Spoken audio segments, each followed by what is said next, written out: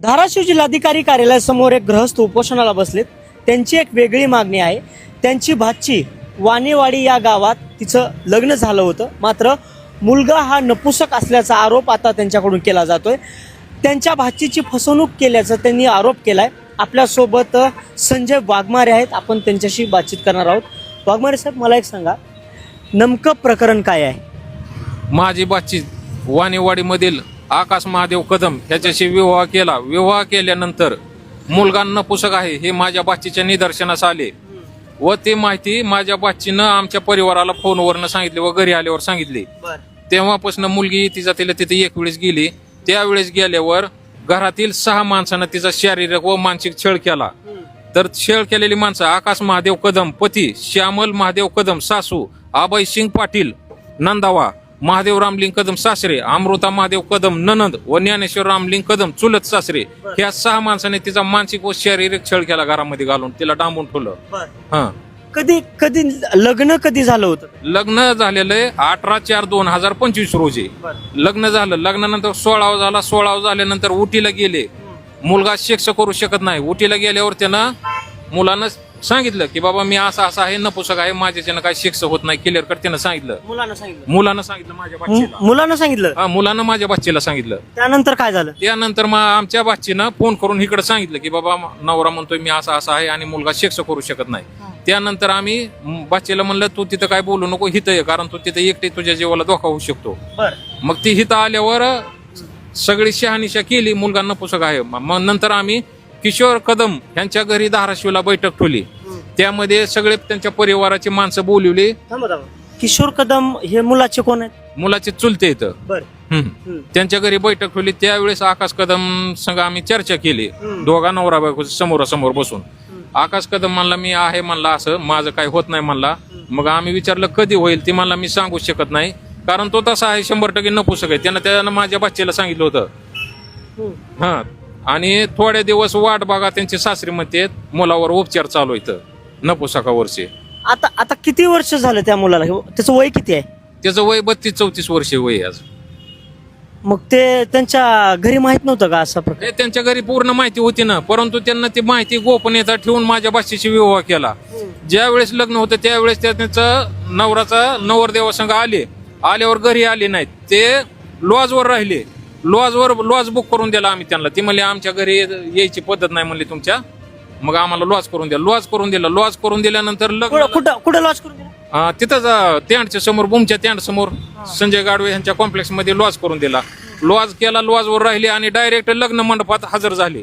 लग्न मंडपात बुमला हजर झाले. लग्न लावलं आणि लग्न लावले अशी इकडं आली निघून. मग आम्ही म्हणलं नवरा नवरीला आंघोळ्या असत्या दारात, आंघोळ्या घाला. ते म्हणले आमच्यात आंघोळ्या घालायची प्रथा नाही, कारण त्याची लक्षणे दिसते म्हणून ते तिथं आली नाहीत घरी, दारात आंघोळ्या घातले नाहीत. तिथून लग्न करून इथं आल्यावर वाणेवाडीला नवरा नवरीच्या आंघोळ्या दारात असतात. त्यांना घरात कड्या लावून आंघोळ्या घातल्या. मग घरात कड्या लावून आंघोळ्या का घातल्या? महाराष्ट्रात नाही, जगाच्या पाठीवर कुठंच अशी प्रथा नाही. नवरा नवरीला घरात कड्या लावून आंघोळ्या घातल्या. हे सर्व होताना तुम्हाला असं थोडाफार शंका आली नाही का की बाबा? शंका आली नाही, कारण तो मुलगा आमच्या जास्त संपर्कातच येऊन दिला नाही. त्यांना त्याची गोपनीयताची पूर्ण खबरदारी त्या परिवारानं घेतली. आणि ही ज्या वेळेस उघडकीस आलं त्यावेळेस ती माणसं गावातनं फरार आहेत. लातूरला राहतात, धाराशिवला राहतात, वेगवेगळ्या ठिकाणी पाहुण्याच्या गावाला राहतात, संपर्कात येत नाहीत. आता जी मुलगी आहे ती कुठं आहे? ती मुलगी आमच्याकडे, आम्ही सांभाळतो मुलीला, कारण ते नांदवाई घ्यायला तयार नाहीत. आम्ही म्हणलं मुलीला नांदवाई घेऊन जावा, आमचा जो डाऊट आहे तो डाऊट क्लिअर करा आणि तुम्ही मुलगीला सुखात नांदवा. परंतु मुलगा नपुसक असल्यामुळे ते नेऊ शकत नाहीत. आणि मुलांना बी सांगितले मी असं आहे. मुलानं क्लिअर केलं? हा, क्लिअर केलंय. परंतु सासऱ्यानं जास्त उठाव घेतलाय महादेव कदमानं. हा, की माझा मुलगा उपचार घेत आहे, थोडे दिवस थांबा, होईल सक्सेस, असं त्यांना केलं. आपण ही यांच्या लग्नाचीच पत्रिका आहे काही? ही यांच्या लग्नाची पत्रिका आहे. हे लग्न जे आहे ते 18/4/2025 म्हणजे गेल्या वर्षी झालं होतं. म्हणजे 12-14 वर्ष झालं हे लग्न होऊन. आता मग तुमची नेमकी वाघमारे साहेब मागणी काय तुमची? त्यांना हे एक तर आमची फसवणूक केली, माझ्या बाच्चीची फसवणूक केली, त्यांचा मुलगा नपुसक असताना फसवणूक केली व त्यांचा घरातील 6 माणसानं माझ्या बाच्चीचा शारीरिक व मानसिक छळ केला. त्यांना घरात डांबून ठेवलं.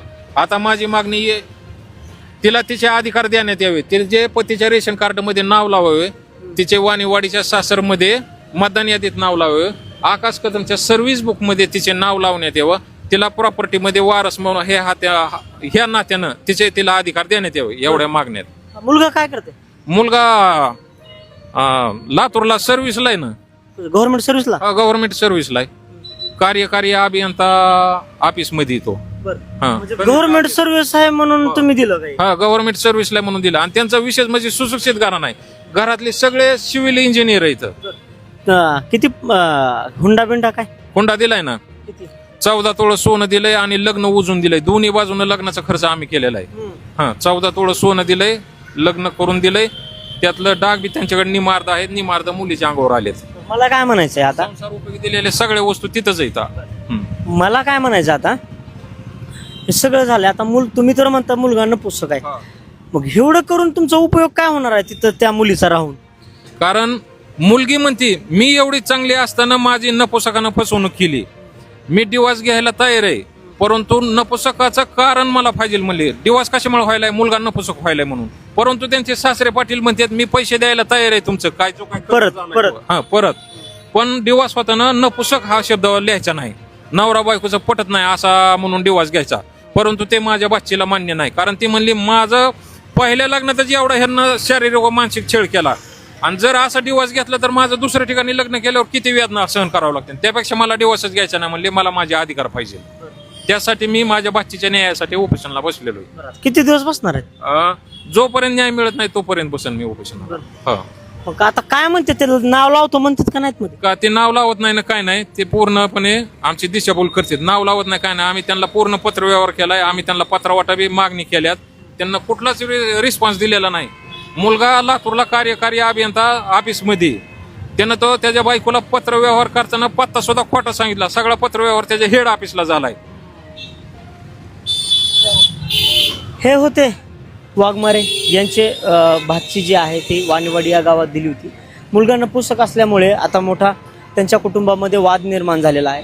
हुंडा वगैरे भरपूर दिला होता, मात्र आता ते आपल्या भाचीला त्यांच्या कुटुंबात जे मतदान कार्ड आहे, रेशन कार्ड आहे, यामध्ये ते नाव लावा असं त्यांना सांगत आहेत, आणि त्यासाठी ते उपोषणाला बसलेले आहेत.